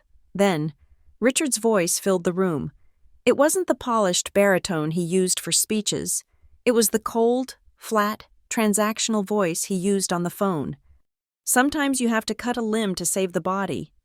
Lauren, you were the limb." A collective gasp went through the room. It sounded like the air being sucked out of an airlock. The recording continued. "I will have to testify to the board that you are mentally unfit. I will have to show them your college records, the therapy sessions. We have been building a file on you since you were in college." The audio cut off. I looked at Richard. He was no longer red. He was gray. He stood there, stripped of his suits and his slogans, exposed as a man who had plotted to destroy his own child to protect his profit margin. "You built a file," I said softly into the mic. "You planned my incapacitation before I even had the accident. You didn't just capitalize on a tragedy, you were writing the script for it." Richard opened his mouth, but no words came out. He looked at Vanessa, but she was staring straight ahead, her face a mask of terror. Realizing her proximity to him was no longer an asset but a liability. "This is over," I said. "Not quite." A voice rang out from the middle of the auditorium. Evelyn Hart stood up. She was a small woman, but in that moment, she looked 10 feet tall. She smoothed her skirt and walked to the center aisle. She held a tablet in her hand. "I am Evelyn Hart," she announced, her voice projecting clearly without a microphone.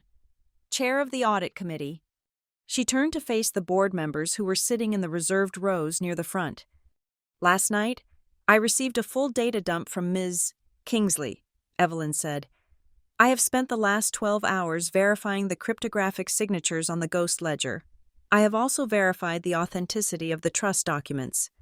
She looked up at Richard on stage. "The Audit Committee has formally submitted these findings to the Securities and Exchange Commission as of 20 minutes ago. We have also forwarded the file to the District Attorney's Office regarding the allegations of embezzlement and medical fraud." As if on cue, the double doors at the back of the ballroom swung open. The room turned. 6 men in dark suits walked in. They did not look like hotel security. They moved with the heavy, purposeful stride of federal agents. They stopped at the back of the room, scanning the stage. They did not approach yet. They just stood there, a silent wall of consequence. The air in the room became thin. This was no longer a family drama. This was a federal crime scene. "We have a quorum present," another voice said. Noah stood up from the tech console in the wings and walked onto the stage. He didn't look like the tech support guy anymore. He buttoned his jacket and walked to the third microphone stand. "My name is Noah Brenner," he said. "My firm holds 7% of Heliovector stock. I am also speaking on behalf of the institutional investors who control another 15%. He looked at the board of directors sitting in the front row. They looked like deer in headlights. "In light of the evidence presented," Noah said, his voice hard as granite, "and in light of the gentleman standing at the back of the room, I am calling for an immediate motion." He paused, letting the weight of the words settle. I move for a vote of no confidence in the CEO, Richard Kingsley, and I move for his immediate removal from all executive functions, pending the criminal investigation. Seconded, Evelyn Hart shouted from the floor. Seconded, another board member said. Standing up quickly, it was Marcus Thorne. He looked at Richard with pure disdain. I second the motion. You can't do this, Richard sputtered, gripping the podium so hard his knuckles were white. This is a summit. You can't hold a board meeting in the middle of a keynote speech. Our bylaws state that a vote of no confidence can be called at any time a quorum is present, Evelyn said, walking toward the stage stairs. We are all here, Richard, and thanks to Lauren, we all finally know the truth. She climbed the stairs and took the podium from him. She looked at the other board members. All those in favor of the motion to remove Richard Kingsley as CEO and chairman, effective immediately, please raise your hand. It happened in slow motion. Evelyn's hand went up. Marcus Thorne's hand went up. Then the woman from the ethics committee, then the representative from the pension fund. One by one, the hands rose. Some were hesitant, terrified of the man who had ruled them for decades. Some were eager, desperate to distance themselves from the sinking ship. But within 10 seconds, every single hand in the front row was in the air. Except for one. Richard stood there, his hands gripping the wood, staring at the forest of arms raised against him. The motion carries, Evelyn said. Her voice was ice. Richard Kingsley, you are relieved of your duties. No, Richard whispered. I built this. This is mine. It never was, I said, stepping forward. It was Mom's. Evelyn turned to the audience. Furthermore, the board moves to immediately terminate the employment of Ethan Kingsley as Chief Vision Officer, citing gross incompetence and participation in fraudulent activities. All in favor? The hands went up again, faster this time. Ethan let out a wail and slumped in his chair, burying his face in his hands as the journalists around him snapped photos of his collapse. Finally, Evelyn said, turning to me, she offered me a small, rare smile. The board recognizes the activation of the Cole-Kingsley Trust by rights of majority shareholding and by rights of competence proven through the verified codebase. We move to appoint Lauren Kingsley as interim CEO and chairperson. All in favor? The hands stayed up. It was unanimous. I stood there, the stage lights blinding me, the sound of the vote ringing in my ears. I felt a strange lightness in my chest. It wasn't joy. It was the sudden, crushing release of a burden I had carried for 18 years. Mr. Porter, Evelyn said into the microphone, please escort the former employees off the premises. Glenn Porter stepped out from the wings. He was smiling, a genuine, wide smile that crinkled the corners of his eyes. He signaled to the 2 guards who had been waiting in the shadows. They didn't move toward me. They moved toward Richard. Don't touch me, Richard snarled as Glenn reached for his arm. Do you know who I am? Yes, sir, Glenn said, his voice amplified by the open mic. You are a trespassing civilian. Please come with us. Richard looked at me one last time. His eyes were wild, filled with a mixture of hatred and confusion. He still didn't understand. He thought money was the only power that mattered. He didn't understand that the truth, when compressed over time, becomes a diamond hard enough to cut glass. Lauren, he shouted as they dragged him away from the podium. You are making a mistake. You need me. You can't run this without me. I have been running it for 10 years, Dad, I said quietly. You just never noticed. The guards hauled him down the stairs. The federal agents at the back of the room moved forward to meet him in the aisle. Ethan scrambled up, trying to follow his father, but a 3rd guard blocked his path. Employee exit is that way, son, the guard said, pointing to the side door. The room was silent as they were removed. No one clapped. No one booed. They just watched, stunned by the brutality of the justice. When the doors swung shut behind Richard, leaving the agents and the disgrace outside, the room turned back to me. I stood alone at center stage. The new era slide was gone. replaced by the simple, stark logo of the company my mother had drawn on a napkin 20 years ago. I looked at the microphone. I looked at the 2,000 people waiting for a command.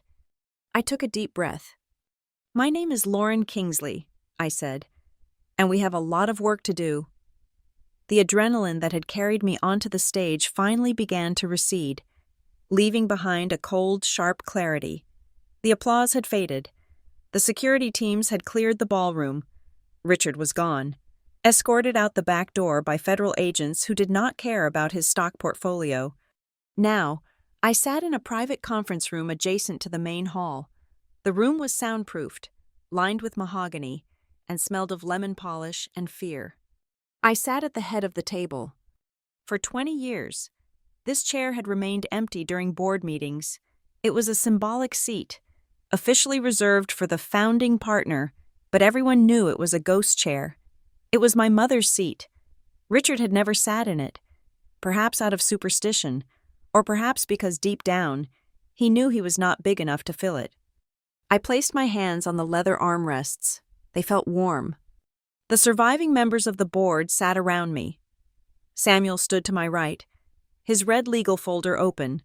Noah stood to my left, typing rapidly on his tablet, monitoring the stock market reaction. "The share price dipped 12% during the arrest," Noah reported, his voice calm. "But it is rallying now. The market likes the cleanup. They are calling it a correction of leadership." "We have them.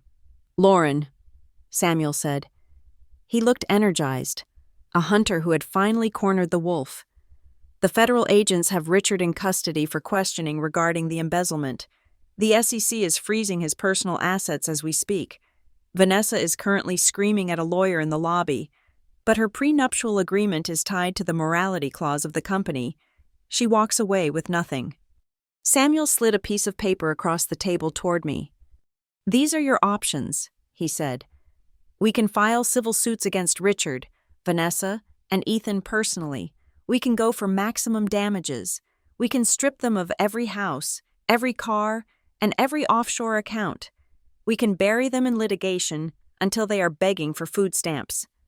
The board members leaned forward. I could see the hunger in their eyes. They wanted blood. They wanted me to be the avenging angel who burned the village to the ground. They expected me to do to Richard exactly what he had tried to do to me. I looked at the paper. It was a list of weapons, lawsuits, restraining orders, asset seizures. Then I looked at the ghost ledger on my laptop screen. I saw the thousands of lines of data my mother had preserved. I closed my eyes for a second. I heard my mother's voice, a memory from when I was 10 years old, watching her debug a system that had crashed. "You can smash the computer because it made a mistake, Lauren, or you can rewrite the code so it never makes that mistake again. Real power isn't destruction. It is preventing the bad guys from breaking anything else. If I destroyed the company to hurt Richard, I would be hurting Glenn Porter.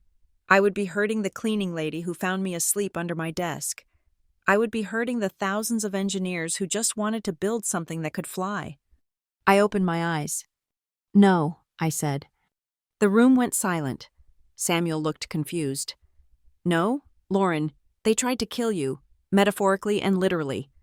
"I am not going to spend the next 10 years in court fighting ghosts," I said.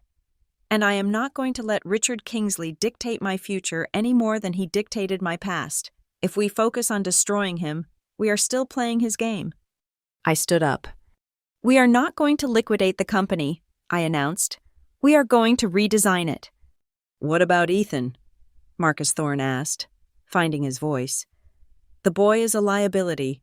We should terminate him immediately, blacklist him from the industry." I looked at the door. "Bring him in." Glenn Porter opened the door. Ethan walked in. He looked smaller than I had ever seen him. His expensive hoodie was rumpled, his face blotchy from crying. He wouldn't meet my eyes. He stood at the end of the table, waiting for the axe to fall. "Ethan," I said. He flinched. "I'm sorry," he whispered. I just did what Dad said. I didn't know he was going to cut your life support. I swear." "You knew you were stealing my work," I said. "You knew every award on your shelf belonged to me. You knew you were the golden boy standing on a pedestal made of my bones. He nodded, tears leaking out again. Just fire me, Lauren. Let me go. I picked up a plastic security badge from the table. It wasn't an executive badge. It was a standard, white plastic card with a blue lanyard. I am not going to fire you, Ethan, I said. He looked up, hope sparking in his eyes. You aren't? No, I said, because if I fire you, you will just go to another company. You will use the Kingsley name to get another job you are not qualified for. You will fail upwards, just like Dad did. I slid the white badge down the long mahogany table. It stopped right in front of him. I am demoting you, I said. He looked at the badge. It read, Ethan Kingsley, Junior Data Analyst. Clearance level, provisional. Junior Analyst? He stammered. But I was the Chief Vision Officer. You are going to report to Lab B12, I said. The basement, no windows, the air conditioning hums all day, the coffee machine is broken. You will work the night shift, from 8 in the evening until 4 in the morning. I saw the horror dawn on his face. I was sending him to my prison. You are going to learn the code, I said. Line by line, you are going to debug the legacy systems. You are going to do the grunt work that you thought was beneath you. And you are going to do it for $65,000 a year. I can't do that, he whispered. I don't know how to code. Then you better start reading the manuals, I said coldly. If you quit, I will release the full evidence of your fraud to the SEC, and you will go to federal prison. If you stay, and if you actually learn how to build something real, maybe in 5 years we can talk about a promotion. It is your choice. Ethan looked at the badge. He looked at me. He realized there was no golden parachute. There was only the work. He picked up the badge. His hands were shaking. Thank you, he said, his voice barely audible. Get out, I said. Your shift starts tonight. Ethan turned and walked out. He didn't walk like a prince anymore. He walked like an employee. That was poetic, Noah said, a small smile playing on his lips. It is necessary, I said. Now, for the money. I turned to Samuel. The trust funds, the $850 million. It is fully under your control, Samuel confirmed. I want to allocate $50 million immediately, I said. I want to establish a new division, the Margaret Cole Institute for Invisible Innovators. What is the mandate? Evelyn Hart asked, taking notes. We are going to find the people in the back rooms, I said. The coders, the designers, the assistants who do the work while their bosses take the credit. We are going to offer legal protection for their intellectual property. We are going to give them scholarships. We are going to make sure that no one else gets erased the way I was. The board members nodded. For the first time, they weren't looking at me like a victim or a risk. They were looking at me like a CEO. 6 months later, the corner office on the top floor of the Heliovector Tower was different now. I had stripped out the dark oak paneling. I had removed the massive oil painting of Richard that used to hang behind the desk. I had torn up the plush red carpet. Now, the room was full of light. The walls were painted a soft, clean white. Floor-to-ceiling windows let the sun flood in, illuminating the dozens of ferns and potted plants I had brought in to scrub the air clean. There was no massive executive desk, just a large, collaborative glass table where I worked alongside the lead engineers. I sat alone in the quiet of the morning, reviewing the quarterly report. The numbers were good, not the inflated, fake numbers of Richard's era, but solid, real growth. The intercom buzzed. Ms. Kingsley? It was my assistant. The legal team sent up the final paperwork for the rebranding. Send it in, I said. She placed a blue folder on my desk. I opened it. It was the final step, the last nail in the coffin of the old regime. My phone vibrated on the glass table. I looked at the screen. The number was blocked, but I knew who it was. The caller ID location said Federal Correctional Institution, Danbury. It was Richard. He had been calling once a week since his sentencing. He wanted to talk. He wanted to explain. He wanted to tell me that he did what he did for the family. He wanted forgiveness. I looked at the phone buzzing against the glass. I could hear the faint sound of the wind howling outside the skyscraper, battling against the reinforced glass. Down below, on the streets of the city, life was moving on. I thought about answering. I thought about telling him that I was happy. I thought about telling him that Ethan had actually submitted a decent patch for the cooling system last week. But then I looked at the only picture on my wall. It was a black and white photo of a woman in a messy bun, sitting in a warehouse, laughing as she typed on a bulky computer. My mother. She looked free. She had told me to protect the truth. She hadn't told me to comfort the liar. I let the phone ring. I smiled, a small, private smile that belonged only to me. I pressed the red ignore button. I picked up my pen. I looked at the document in front of me. Resolution to amend corporate identity. I signed my name at the bottom, Lauren Kingsley, CEO. And then, on the line for the new company name, I wrote the words that should have been there from the beginning. Cole Helio Systems. I closed the folder. The silence in the office wasn't heavy anymore. It was peaceful. It was the sound of a clean slate. I turned my chair to face the window, looking out at the endless blue sky, ready to fly. Thank you so much for listening to this story. I would love to know where you are tuning in from. So please leave a comment down below and share your thoughts on Lauren's revenge. If you enjoyed this, please make sure to subscribe to the channel Lila Revenge Stories, like this video, and hit that hype button so we can share these stories with even more people.